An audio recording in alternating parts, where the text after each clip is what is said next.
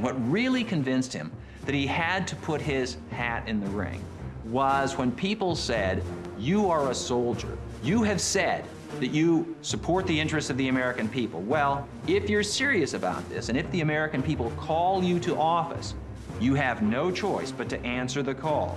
So Jackson allowed his name to be put into nomination for the presidency in 1824. 1824 was a watershed election in the United States. For the first time, a substantial number of commoners could vote for president. The Constitution simply says that the states shall choose electors. It didn't say how the state shall choose electors. And in most states, until the 1820s, the electors were chosen by the state legislatures. But during 1810s and 1820s, increasingly, ordinary voters get to cast their ballots for president, technically for the electors, but in effect for president. Jackson, the hero of New Orleans, appealed to voters across the nation and easily won the popular vote with a count of 153,000. John Quincy Adams, whose support came primarily from the Northeast, received 108,000 votes.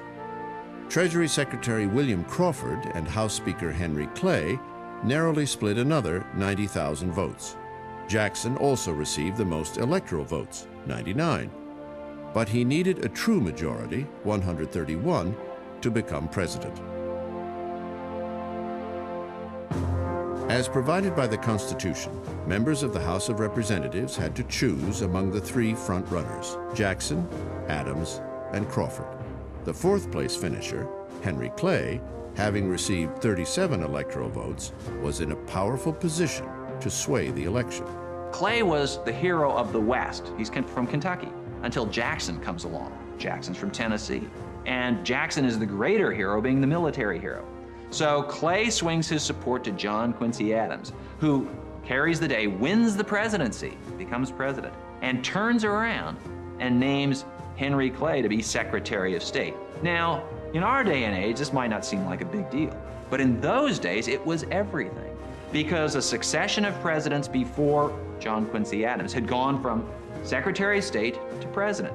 So in naming Henry Clay to be Secretary of State, John Quincy Adams essentially made him heir apparent to the presidency. Jackson was furious. He publicly damned Clay for what he called a corrupt bargain. He called him Judas of the West. Judas has received his 30 pieces of silver, and he will have the same ending.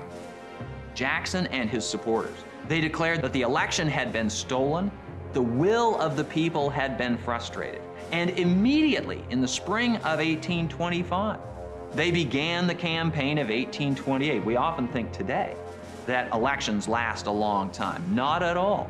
They don't have anything on the campaigns of the 1820s. While Jackson remained in Tennessee over the next 3 years, his surrogates worked tirelessly throughout the country to secure the Democratic Party nomination. Although not officially defined as such, the election of 1828 produced the first choice between a Republican, John Quincy Adams, supported by established power brokers, and Jackson, the Democrat, who championed the cause of the common man. The election campaign of 1820 was probably the dirtiest campaign in American political history. Everything that Jackson had done wrong, or that anybody thought had done wrong, was dragged out and used against him.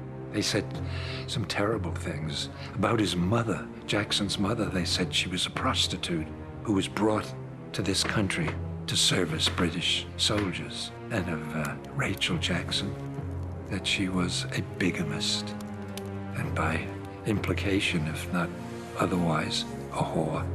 Rachel never states that she's aware that she's become a liability for her husband. I think she was always confident in his love for her, even if perhaps she may have sensed that some of those around him might have seen her as baggage. The 3 years of organized campaigning by Jackson's supporters paid off. In November 1828, Jackson won both the popular vote and the electoral